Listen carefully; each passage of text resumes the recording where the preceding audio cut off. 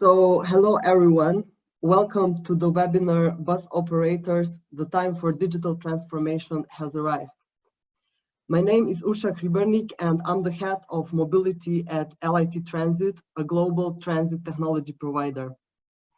We are more than happy to have you on board. Please place comfortably.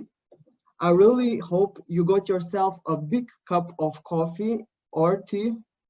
Here you have it.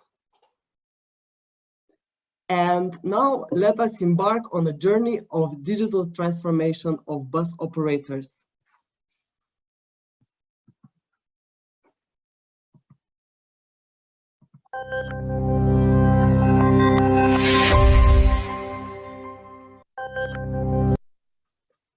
And our first stop today is LIT Transit.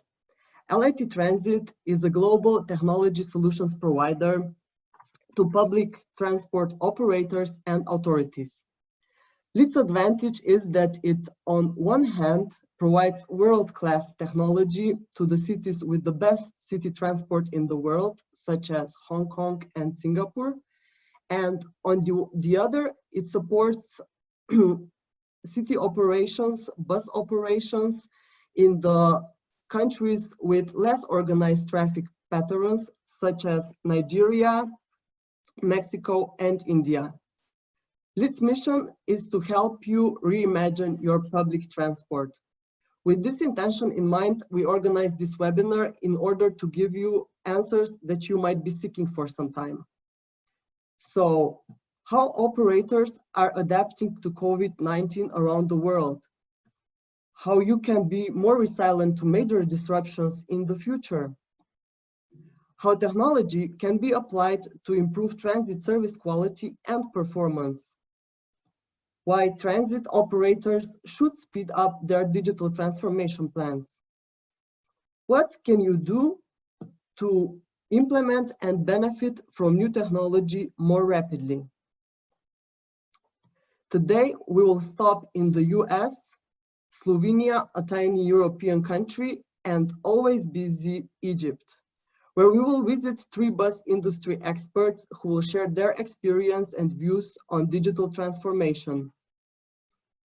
The first one is Mike Haynes, Director of Business Improvement at Transdev, one of the largest bus operators in the world. The second guest is Dr. Borut Puklavec from Nomago. He is the CTO at one of the fastest growing bus operators in the CEE region in Europe. Our third speaker is Taysir Havari, Managing Director of Easy Mobility. Taysir helped Masalat Misr, a bus operator in Cairo, to digitally transform their operations. So you might be asking, why digital transformation and why now? So digital transformation has been a buzzword for a while. So we all know that, and all companies in our industry have been at least thinking of it. But COVID-19 speed up the things. So the companies were forced to rearrange their fleets and operations rapidly. And the ones having right technologies in place were able to adapt faster. Digital transformation leads to more agile transit operations that can significantly actually reduce costs on one hand, and on the other hand, provide better service and improve the passenger experience.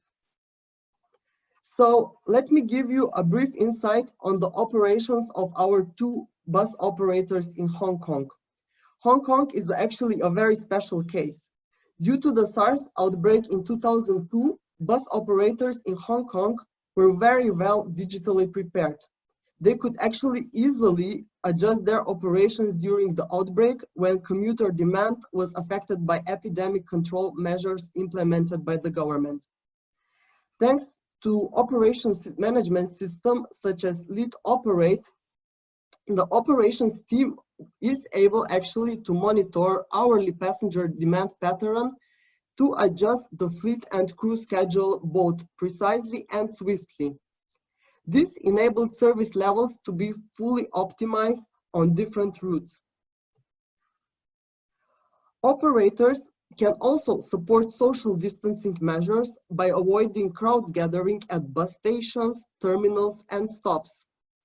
Accurate real-time passenger information, be it accessed by mobile journey planning apps or websites, such as in Hong Kong, for example, enables also travelers to plan their trip in advance, and they can also schedule their arrival so that they can do not take any unnecessary risks. Real-time GTFS feeds uses our advanced ETA prediction engine to ensure that arrivals are as accurate as possible. So on the other hand, also the passenger information system and mobile apps can also be used to provide data on bus capacity or introduce maybe other measures to stagger ridership. So for example, passenger counting devices and cameras can be installed in vehicles and integrated with the transit management system so that operators can keep track of the passenger load restrictions. Also, communication with passengers during these times is vital for maintaining, on one hand, public confidence in transport services, and on the other, dealing with the situation with complete transparency. The bus stop announcement system and motion bus stop display panel remind passengers of personal and environmental hygiene measures, such as wearing masks and protecting others from sneezes and coughs. For example, in case of Hong Kong, also the latest service adjustments are well announced to passengers through the push notifications function of the operator's mobile app. So, our agenda for today. All our journey guides will first give us a short introduction on their digital transformation initiatives and best practices, and then we will deep dive into a panel discussion. In the end, I bet you will have some questions, so the last couple of minutes will be dedicated to your questions. Now I would give the word to Mike. So Mike, could you share some experience with us, please? Mike, we don't hear you. Oh, I know. Sorry, took a second. Yes, good morning, or I guess afternoon to most of you. My name is Mike Haynes. I'm the Director of Business Improvement for Transdev North America. I started with Transdev just about a year ago last week, actually. It was one year, marked my 1 year with Transdev. Prior to that, I was 16 years with the Chicago Transit Authority. So I was manager of IT system support there. So I was over quite a bit of customer information and systems. So I have a master's in transportation engineering from UT Austin, and I've really been deep in the transit and transportation field ever since. Transdev is North America's largest private operator. We operate in 200 different, we have 200 different clients across airports, public, some private operations as well. And what I'm most interested in right now is working in our field sites to make lives easier, although we can't quite travel these days. Particularly helping with legacy CAD AVL systems, on-time performance, operational best practices, and the often neglected but critical GTFS feed support. So with that, I want to share my screen because I have just 2 quick slides looking at some of Transdev's current digital transformation that's going on. Our current environment really is formulated around something we call the TOM vision system, which is really our financials, KPIs, and that world, as well as the vehicle dispatch system, which is an in-house, did I share? I didn't share yet. There we go. Which is an in-house developed vehicle dispatch system for getting the service out on timely manner and managing all aspects of our hours and structure. We have a large Power BI setup with safety metrics, operator efficiency ratios, recruitment trackers, these sorts of things. And then where it really gets exciting for me is we have a disparate CAD AVL sort of a rolling museum of CAD AVL, if you will. Mostly it's client owned and managed, and often we, as the operator, have limited access to sort of the technology and the settings. We're also still pretty heavy in Excel for both local and corporate management. A future vision really takes that and builds upon it to put much more into the Power BI from the Tom Vision world. Vehicle dispatch remains the same. That's really the core system. More Power BI and some others with enhanced drillable things. And something that's kind of near and dear to my heart that I'm trying to work on now is seeking to consolidate these disparate CAD AVLs using APIs to standardize and sort of centralize our operation, our on-time performance metrics.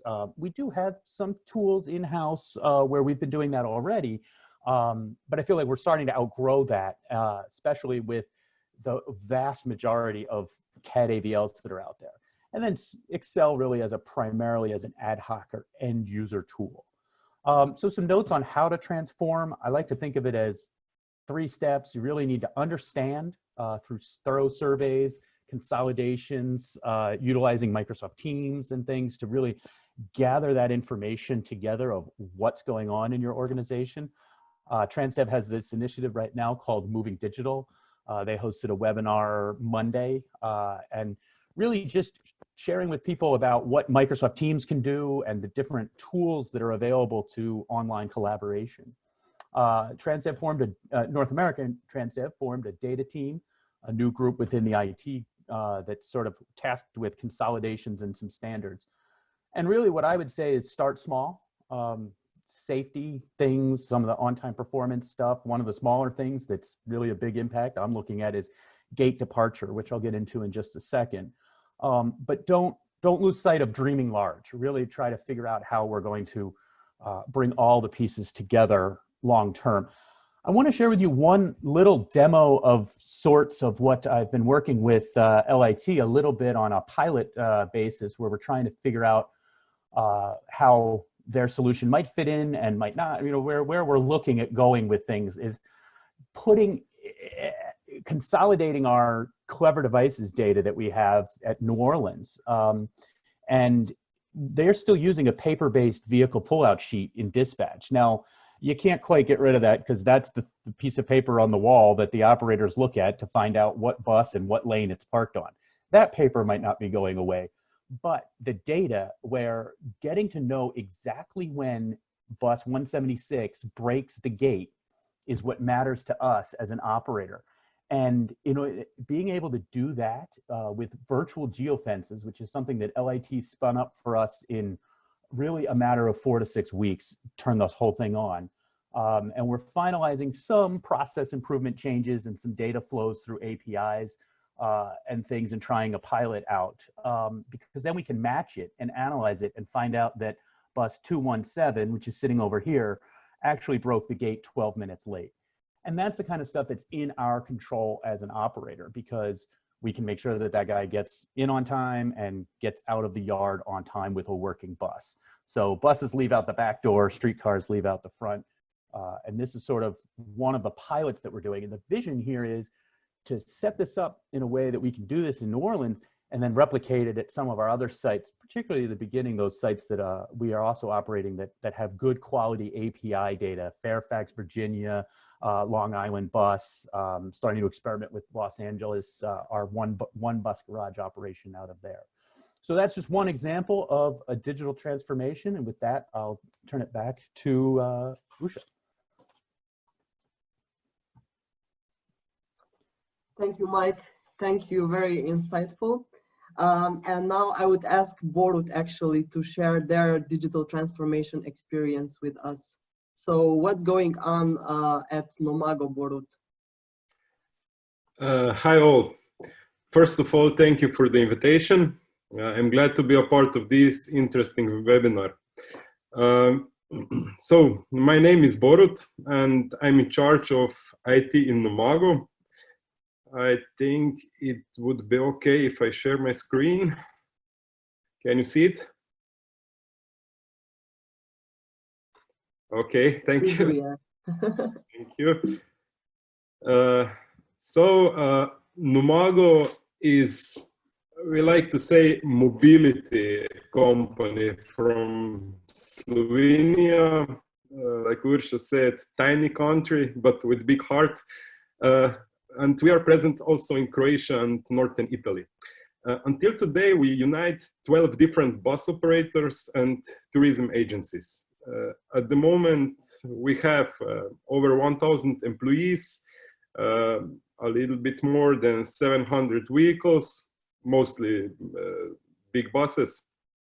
We are quite geographically dispersed, so we have 30 locations, and like I said, mostly in Slovenia, Croatia, and Italy. You can see on the screen our other key figures, like more than 30 million kilometers per year that we make. We are serving more than 10 million passengers per year on 650 regular lines, what makes 35% of market share. We are running 5 main business lines. First is public. In our sense, is this regional transport. Second one is intercity. This one goes also abroad in other a little bit less neighbor countries. Then we have city transport with micromobility, Numago bikes, and some other things. Then we are strongly present in charter business and also in tourism. So these 5 business lines are our core business. In IT sense, we are, let's say, mixed. We use mixed approach. To get quick and most of all best solutions, we are combining out-of-the-box solutions with our own development, or in-house or with development partners.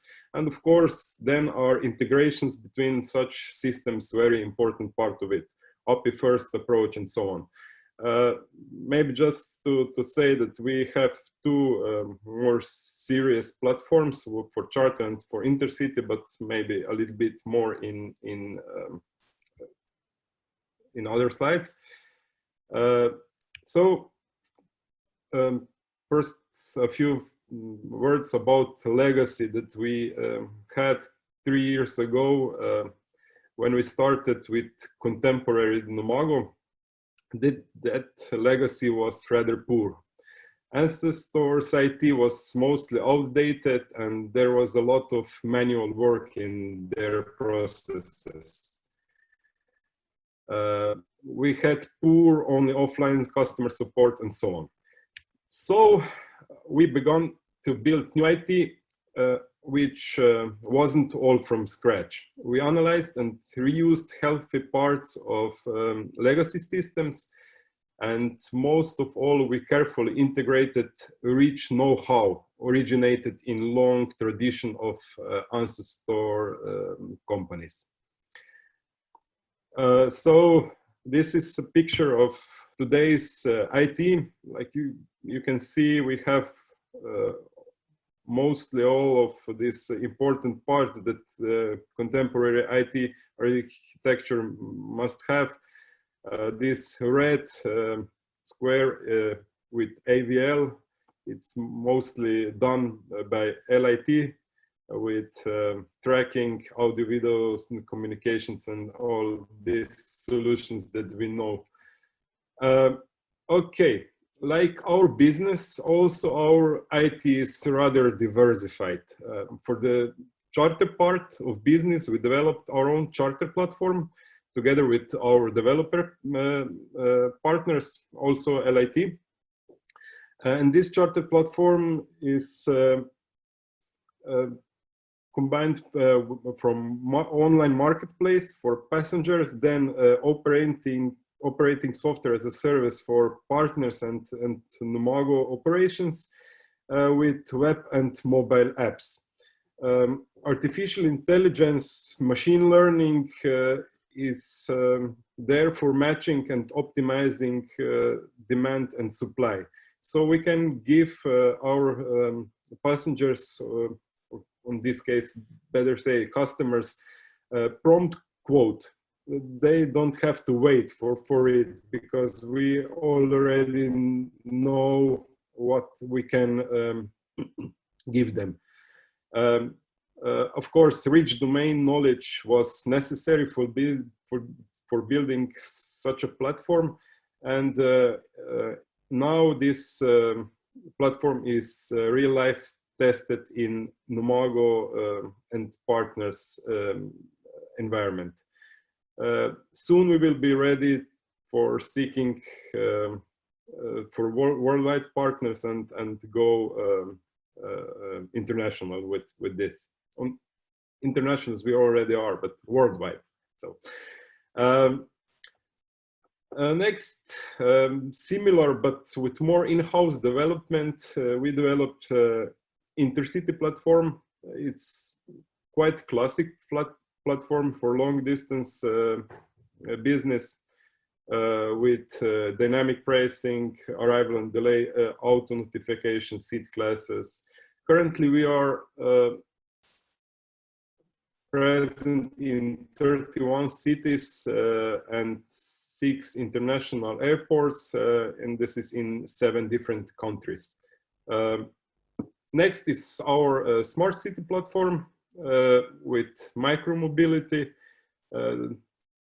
This is like, it's obvious for cities that want to get more out of their services. And last but not the least, public transport solutions. In Slovenia, we have this integrated public transport system, and it's important to be part of this. So passengers can buy one ticket and go or on train or every bus that is in this public transport integration. So this is shortly about Numago, and Ursha, back to you. Thank you, Borut. It's amazing what you did in such a short period of time, actually. So now let's go to Egypt. Taysir, are you ready? Taysir will present us how he actually digitally transformed a very agile operator in Egypt, Masalat Mister. Yes. So Taysir. Share my screen. Thank you, Ursha, for having me, and glad to share this panel with Michael and Borut. A little bit about myself. I've been in technology for 16 years now, and in technology of transportation for 6 years, 6+ years. I started a tech company 6 years ago called Tawsila. We were doing sort of what Shuttle is doing in India, or Ola is doing with buses. But actually, very big players came into the market in Egypt, and Uber actually started its first bus service in the whole world. The first service was in Egypt. This is how dynamic the market is in Egypt. So I decided to focus on the technology part of transportation. And now I started Easy Mobility, and Easy Mobility is a technology provider for public transportation operators and municipalities. So we have our own solutions. We actually have our own automatic fare collection systems, but we also work with other providers like LIT, who have a tremendous experience in the domain. Now I don't want to speak much about the company. I actually want to speak about Egypt, because as you can see in the picture, Cairo is a very interesting city. We have, on any given day, we have over 20 million people in the city. So the city is officially 9 million people. I know this is, I saw Michael shaking his head. I know this is more than, complete countries. So the city is officially 9 million people, but on working days, we get over 20 million people inside the city. And people move in all sorts of ways, like you see in the picture: buses, microbuses, taxi, and the traffic is really crazy in Egypt. So we had one of the pioneer public transportation in Egypt called Muwasalat Masr that decided to, among all this craziness, they want to provide a proper public transportation service. So when you think about it, when you think about it, the challenge is multifold and multi-layered.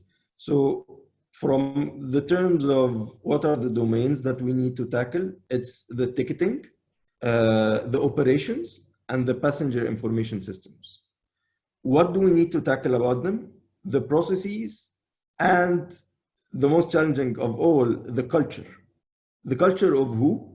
The drivers, the passengers, the management of the operators, and the municipalities.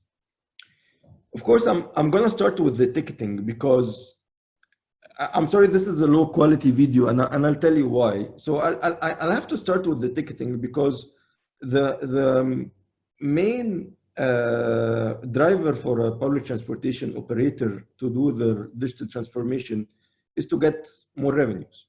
And in Egypt, they say that the studies show that more than 30% of revenues are lost because of cash. So I'm showing you here the old process of how the cash collection or the ticket collection happens. So on the left here, you see where the conductor needs to collect the tickets, the cash for the tickets. So the process was passengers come in from the rear door, they pay here, and then they go out from the front door. And this is actually a double decker. And I'll show you now what really happens in reality. So what happens is the conductor doesn't stay in his place. He goes up and down. He collects cash, like you can see, and he returns change. So A, there is a change problem. B, people can go into the bus on the lower floor and he doesn't know anything about it. Like you see this gentleman, he came from the lower floor and it just so happens that he came on the upper floor. So this really had to change, and you can do whatever process you want, but you need to change the culture as well. So what we did is in some cases, we got rid. So Muwasalat Masr was a new operator. So they had the option of not starting with conductors at all. So for existing operators, we are keeping the conductors, but for a new operator like Muwasalat Masr, they got rid of the conductor. And we put the ticketing machines beside the driver, like what happens in London, for example. And this is the flow that happens now. So the passenger comes in, he taps his card. This is an NFC-based card, and he gets a ticket. And if he wants to pay using cash, he gives the driver the cash, and the driver, using the onboard unit, will print the ticket for him. So we changed the process, and the change in process actually enforced a changed in culture, because there's no conductor. Of course, the driver cannot move up and down. So the process is now clear. This is for the ticketing. Next thing is the operations or the schedule adherence. And we use here LIT's TMS for operations. So one of the most important thing is the schedule adherence for the operator. And the way it happened was you had someone who used to sit in the terminal stations, and this person, from experience and from what he hears from the drivers, he used to tell the driver, okay, now I think it's a good time to go. Now you go. And he doesn't have a view of traffic or anything. But now with LIT's system, now the operation room, which is the proper way to dispatch buses, has a view of what's really happening on the ground.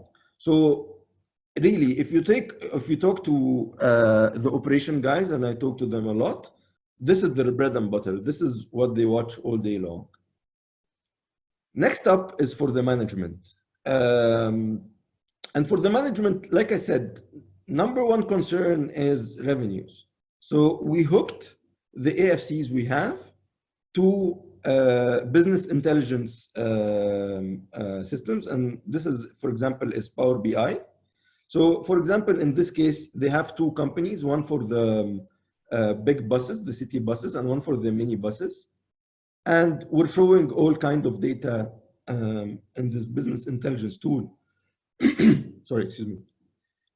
And I'm showing this because this was very interesting. So this was sort of data that we got out of the AFC and TMS LIT system. And we combined the data together to see where the ridership is. And actually, the insight for management was huge because they saw that with the current fare structure, most of the ridership came from the terminal stations.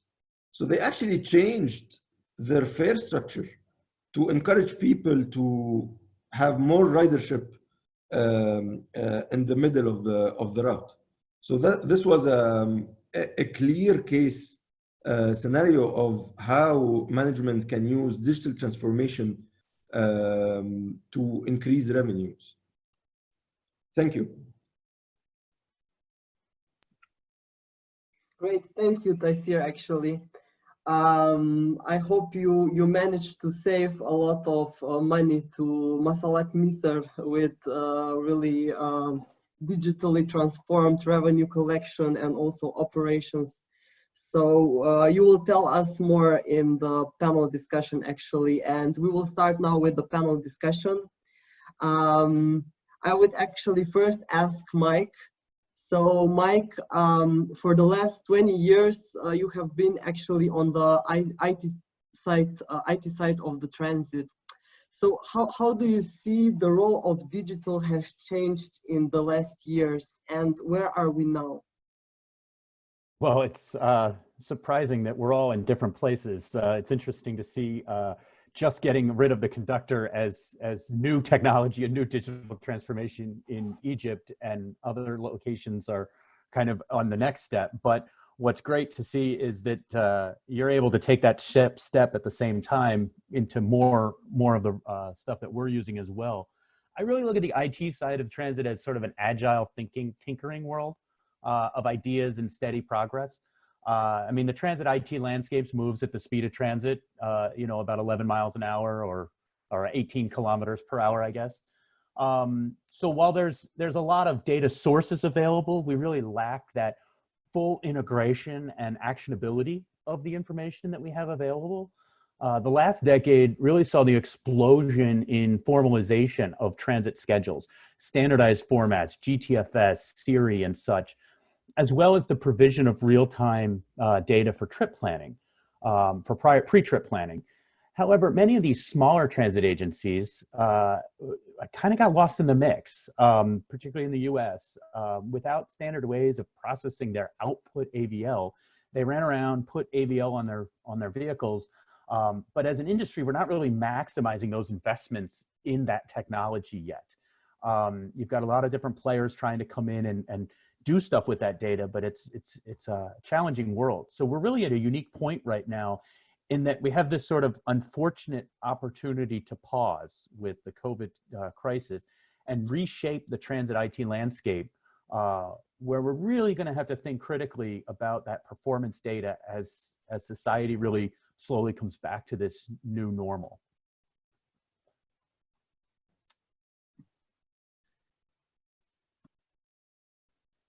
So yeah, it's going to be an exciting 6 months for sure, if not another year. I can imagine it. So actually, Borut, Nomago acquired several operators within a relatively short period that you mentioned before. I actually remember that we talked that some of them didn't have any IT infrastructure behind. So how did you approach this challenge? How did you actually unify so many different systems? Yeah. First, you need to take enough time to carefully analyze existing ecosystem and see what you can learn from it and what can you reuse. Also in all other parts of, let's say, main company. You also need to pay attention to various specifics like business environment, key accounts, and so on. Acquisitors often just merge a new company into main company processes, which is in my opinion not optimal. We always first unify business processes and implement new information and communication technology, and after this we really carry out business acquisition.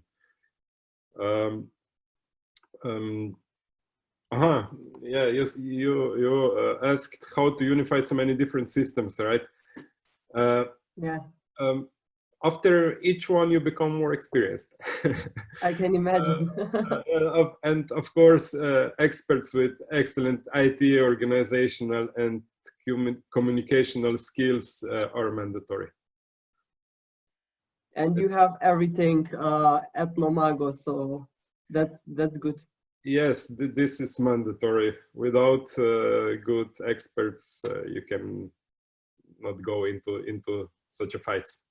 Yeah, people are very important, and technology as well. Of course. So, Taysir, you mentioned already like this big transformation, wow, with Masalat Misr.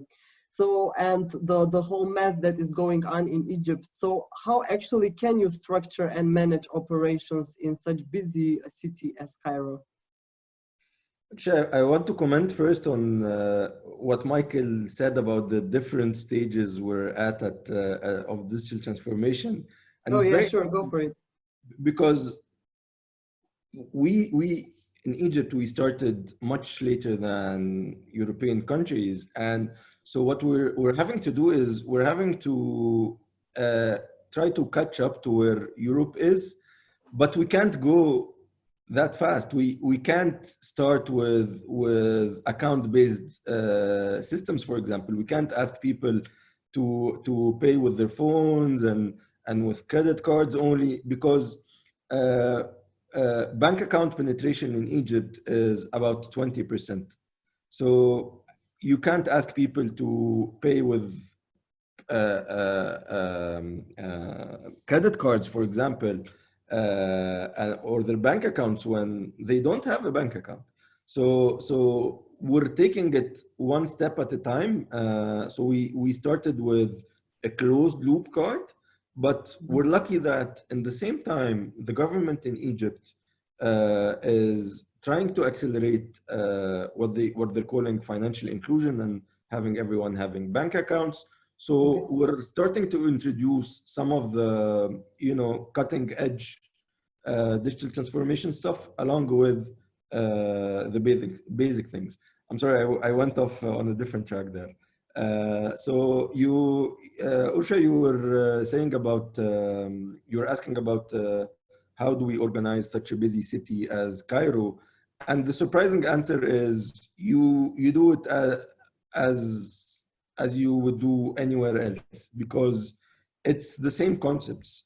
You have buses running on the road, you have peak times, you can predict to a large extent traffic, Demand has patterns, so people go to work in the morning and they return in the afternoon. So we use your system, we use TMS to see what are the patterns of traffic. We look at the revenues, or the operator looks at the revenues and sees what are the patterns of ridership, and this is how you organize your operation.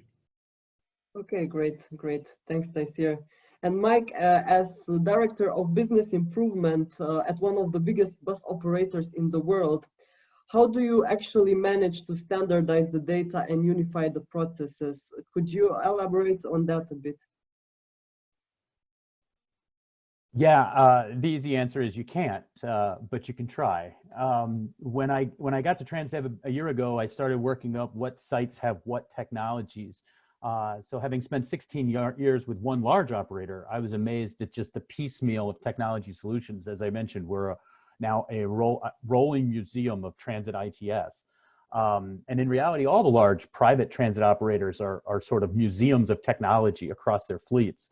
In the fall of last year, I sent out a targeted survey to zero in on specifically on our on-time performance technologies across our North American sites. Sending out a simple Word template, getting everybody to fill in feedback, and getting that information. So the real value of that survey was to identify that sites that still don't have GTFS or real-time feed at all, and to find those sites that were candidates to migrate to a more standard technology. One of the questions that sort of come in is, are there off-the-shelf telematic solutions on the market? Well, yes and no. I mean, what I've been trying to do here is to try to build a pilot program with the LIT solution that takes feeds from various solutions and be able to replicate the same concepts across all of our sites, or many of our sites. And what's needed for paratransit is different than what's needed for fixed route. And the US market has very strong paratransit. Kind of everything in our world is under one umbrella for paratransit. So that area is pretty solid. Whereas the fixed route is this disparate world of different vehicle tracking systems. And how do we bring that all together to bring our on-time reporting for fixed route into sort of a master operations reporting structure? Great. So kind of impossible is going in direction possible, actually. So great. So back to Taisir, actually. So public transport is getting very personal. So every journey matters to users who can dictate what they want from transport, and who have like increasingly high expectations lately from operators, reliability and customer service, actually. So Taisir, Masalat Misr mentioned the middle class paradox in the presentation at the UITP summit in Stockholm. Could you explain us a bit how did they manage to attract more customers to bus? And what were actually the underlying behavior patterns that were there? So I think mobile penetration in Egypt is extremely high. So we have more than 100% mobile penetration in Egypt. And let me share a screen with you once again. So if you think how to attract the middle class, the paradox you were talking about was about how do you satisfy the need for a decent service with an affordable price, and information. The lack of information in Egypt about transportation routes is huge. Mm-hmm. And I'm going to link all of what I mentioned right now. So beside the quality of the service, which they worked on, I'm going to focus on technology. So what we did was we started taking feeds from LIT's system, TMS, and we fed them into Google Maps. because a lot of people in Egypt in the middle class actually use Google Maps. And the transit tab in Egypt was non-existent. Like it didn't used to show any information. And even the metro lines we have in Cairo were there only as stops, not as routes. So what we did was we went to the metro and we said, okay, we're gonna put your routes on Google Maps for free. So we took their data, we put the schedules for free, and along with the live data feed of مواصلات مصر that we get from LIT system. Now when actually passengers try to find how to get from point A to point B in Cairo, they get exposed to مواصلات مصر buses. So, and this is a completely free marketing channel, right? Because Google Maps does it for free, and all what we need to do is extend the feed from the system to Google, and you suddenly get exposed to millions of people get exposed to your service. So I think this was a very, very, very smart way to expose a larger part of the middle class to the service of مواصلات مصر. Hello, yeah, great. Great to hear. So actually some operators completely stopped during pandemic. And on the other hand, our customers from Hong Kong, as I mentioned it before, they kept operations going. So actually, I would ask all three of you, what's the current state of your operations and what emergency restrictions do you have to follow as a bus operator? Also, how do you inform passengers about change schedules, occupancy, and so on? Please, Michael, would you start? I mean, there's a lot going on here and a lot going on in this space, probably enough for a whole webinar on its own, as we've seen in some other cases. But we have all levels of current states across, and our regional vice presidents sort of map it out and roll up the status of their sites. Most sites have gone fare free with rear door boarding, masks required for bus operators and customers. Many sites have added messages to the exterior destination sign. So the head sign in a bus says masks are required or something to that effect. You know, that's sometimes the oldest technology is the most familiar to the guys in the field and their go-to technology for outreach. We've suggested some ideas where announcements, where vehicles through text to speech, some of those ideas get lost in the shuffle a little bit. We are at one of our sites, New Orleans, attempting to monitor passenger loads with the automatic passenger counters at key locations.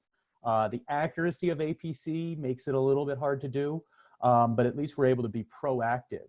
I think the bigger concern around transit is going to be, we always talk about the concept of choice riders, public transit riders who have the choice to either take an Uber, Lyft, drive themselves, bike. They have the choice to take transit. Now I fear that we're going to have something called what I'm calling choice commuters, where you're going to have people who go, it's snowing today. I guess that's not a problem for some of you guys, but it's snowing today, I'm not going to bother commuting, or it's Friday, I'm going to work from home. So I think that you're going to start to see ridership levels changing dramatically in terms of it's going to become much more unpredictable, and so technology is going to be needed to help find those patterns. Yeah, and probably also a bit of time has to pass so that the patterns will settle again. Yes. So, Boru, do you have any remarks on this, or do you have like any views? I mean, like, what's your stage of operations now? Since last week, we are back with the regional and city operations. Intercity, charter, and tourism are still mostly down. So on the parts where we are already back again, is our legislator quite strict regarding the restrictions. Only healthy people can enter the bus. Masks and disinfections are mandatory. There must be no contact between driver and passenger. A passenger must stay or sit at least 1.5 meters from each other. Then tickets can be bought only in pre-sale, while web and mobile sales are preferred, of course. And you asked about informations for passenger, right? Yeah. We inform passengers in various ways. Online, of course, then with pictograms or video announcements on the buses. We have some video technology from LIT. Then most of our info points are open, and we also have hotline. And yes, of course, not to forget the tables, digital papercast tables on bus stops also, but not in all cities yet. Okay, great. Taysir, what's the situation in Egypt now?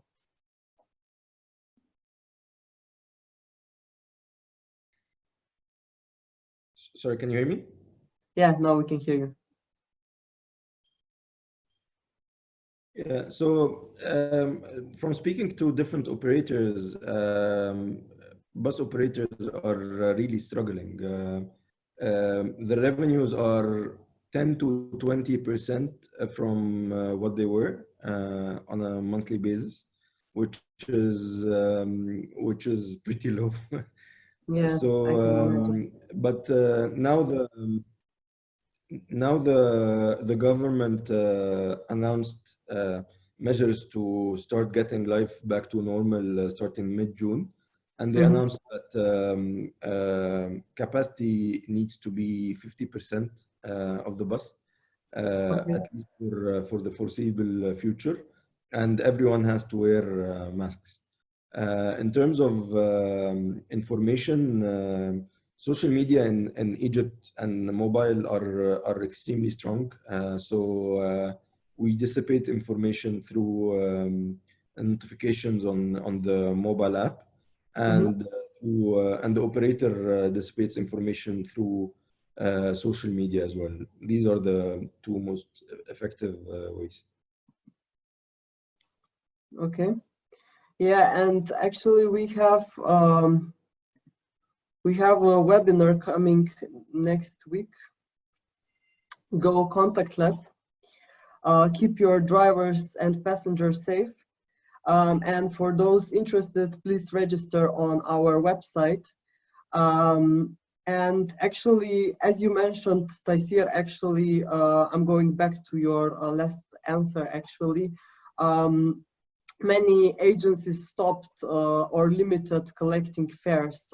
All of you have mentioned something regarding this. But let's say now, what does it mean for an operator from the technology point of view to go contactless? How do you envision that? I mean, Taysir, you already mentioned that you managed to digitally transform the transport in Egypt, or like with Masalat Misr, to have a closed loop payment and so on. What about Michael and Borut? What's your experience with contactless ticketing? Well, part of the challenge with contactless in the States is similar.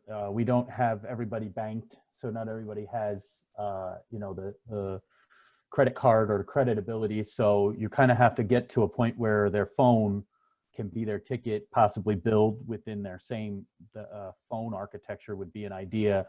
And that's a challenge. But one of the real challenges, at least in the US, is when we go fare free, we lose that ridership number. So it's, we have to make sure that as we go fare free, the operators are still tallying the rides carefully, because the fare box data is what turns into the mandated, federally reported data for ridership. So it's really, and that's what calculates the funding for various agencies. So one of the things that's really important is to make sure that operators are still tallying those free rides, so to speak, for capture of that. And then working out a way of making it fair for everybody, because you can't have the unbanked, the cash payers not pay and everybody else pay with a phone or a ticket. So there's some definite challenges with rolling that out longer term and switching to a completely cashless operation, particularly on a bus system. Okay, Borut, do you have anything to add? Maybe just you asked about how are we dealing now. It's already contactless. We have support for NFC and also optical QR reading. And I believe the technology is here, no issue, because technology is ready for contactless. A bigger challenge is in changing passenger habits, but already we heard this before, so I think I just can agree. Okay, Taysir, do you have something to add? I think, like I mentioned, we have the government support here in Egypt to move in the contactless direction, and the operators are really suffering from cash. So we have all the right momentum with us to go fully contactless, I think, in Egypt. And we're trying to enforce this all across the market. Okay, great. So the future is contactless. Yeah, actually, most of us started working from home, or at least partially started to work from home. Did you also move like management of your operations to a home office, Mike? Did or will Corona accelerate the digital transformation of your bus operations? And where actually do you see technology can make a bigger impact? How we, as a vendor, actually technology vendor, can help you to better serve the public? Yeah, well, I already essentially was working from home or out on the road at our client sites. I did manage to set up a home office. I've for 2 months now been on a folding table and a folding chair in the downstairs, sort of, and my kids have offices upstairs, and school is on the second floor, and we live on, bedrooms are on the third floor, right? I expect travel and face-to-face meetings are going to decrease really in the long term. Transdev's really looking at utilizing the technology that's part of the moving digital platform that I spoke about earlier.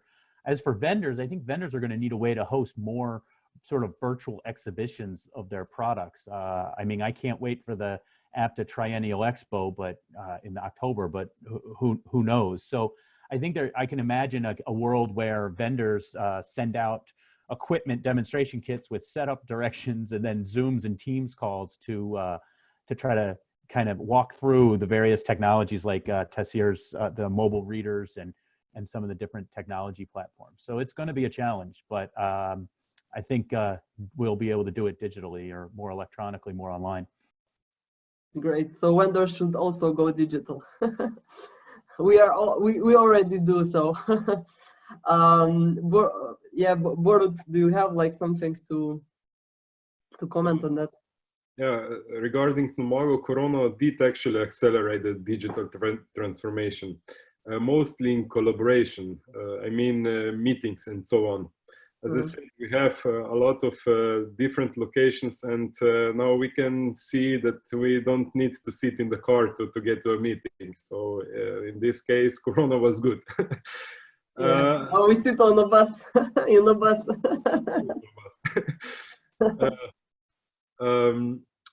A lot of work has been done from home office in this time. So yeah.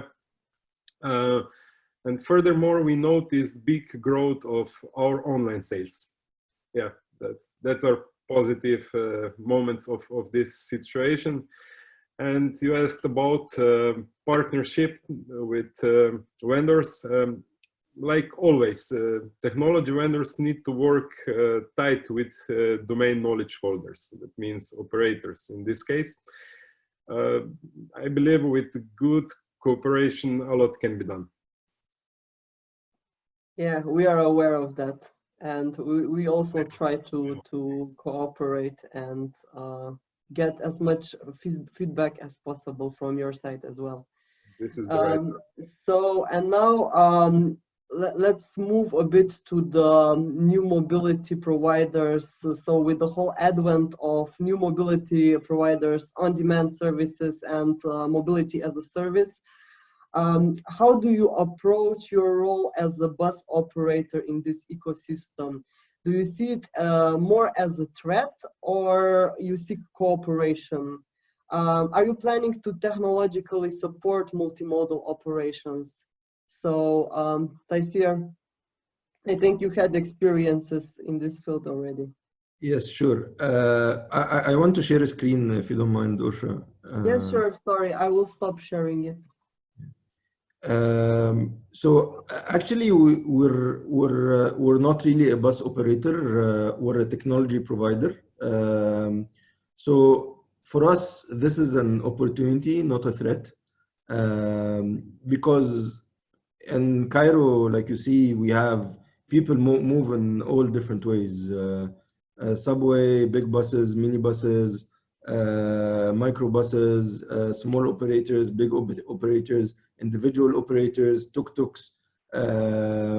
So for us as a technology provider, this is actually a huge opportunity, because at the end of the day, people need information, and they need one way to think about all of these options. And for someone to be able to have all this information in one place and lay out all the options for the customer, the passengers, to plan their trips and pay for the trips, I think it's a huge opportunity. Yeah, Transdev's done some work, some really great work in the mobility as a service space, especially in the development of sort of apps for booking rides. There's a lot of parallels with mobility as a service to sort of paratransit booking. So a lot can be learned from our experiences in paratransit booking with kind of a crossover to mobility as a service. Transdev's also done some work with autonomous vehicles, both in the US and in France. I really think the two, both fixed route and mobility as a service, can coexist. You know, there's a lot of talk on the last mile and that sort of thing. But you know, how you integrate the bike sharing with the transit, single source of payment, autonomous vehicles for maybe an office park or a university campus setting, with sort of a seamless transition for customers. Great, Borut. We see ourselves more as a mobility provider and not just an operator in the classic sense. So we put a lot of efforts in building solutions like our charter and intercity platforms, which are service oriented. Multimodality is also something that we are seriously including in our strategy. So we are not threatened. We are glad that world is moving in this way. Okay, great. We all are actually, and also it is going into multimodal direction. Actually, now we are running out of time, or we actually passed a bit already, but we will still take some questions. So here we have, like, Pankaj wrote actually, so interesting change of culture in Egypt by using digital ticketing. The situation is very much like in India. I would like to know how much revenue increased after deploying digital ticketing. I think, Taisir, this is more for you. Yes, it's actually interesting you mentioned that, because in one of my presentations, I always present to officials here in Egypt. I get a picture from India, because they do have the conductor like us and all the cash problems. So yeah, it's a very similar experience, and we look all the time at similar experiences, including Brazil, for example, who had conductors and for social reasons didn't get rid of conductors. In terms of the increase of revenues, I unfortunately don't have data on this because Mwasalat Misr started with as a new operator, they started with technology, but we are in the process of getting work done with the main operator in Cairo now. So as soon as we do that, I'll have the data to share. Okay, great. So another question for Michael, actually, from Philip Gerhardt. So as there are a number of off-the-shelf telematic solutions on the market, have you integrated your own bus gate system as an extra overlay, perhaps through backend access and fed into a unitary data source so you have it all under one platform and driver risk ratings, etc. generated as part?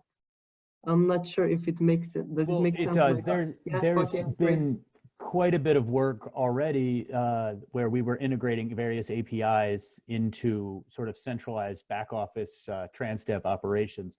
We're starting to sort of expand that as the API landscape has changed dramatically with many more customers. We sort of inherit whatever ITS is out there on vehicles. So to that end, it's been a challenge. But the idea is to learn each of the various technologies, try to get that data integrated into a common place and then build common reporting on top of the a single data feed or a single environment ultimately. Okay, great. I think there are no more questions actually. So, okay, so I would like to thank to all of our bus operators. So Michael, Borut, and Taisir, very much thank you for this. I think, and to you as well, dear audience, I think it was a very pleasant journey. I hope we all got some new ideas and strategies how to cope with digital challenges. And actually, I would ask you to please subscribe to our newsletter, and you will get all relevant materials directly into your mailbox.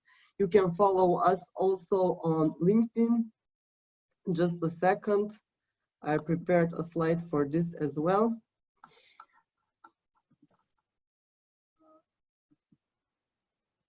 So, and feel free to actually organize a demo anytime with us. We have helped 45+ transit companies with their digital transformation. I'm sure we can also reimagine your public transit together. So thank you and have a wonderful day. Bye. Yeah, thank you for having me. This was excellent. Thank you, everyone. Thank you, Michael. Yeah. Bye. Thank you, Borut. Thank you, Taisir. Bye-bye.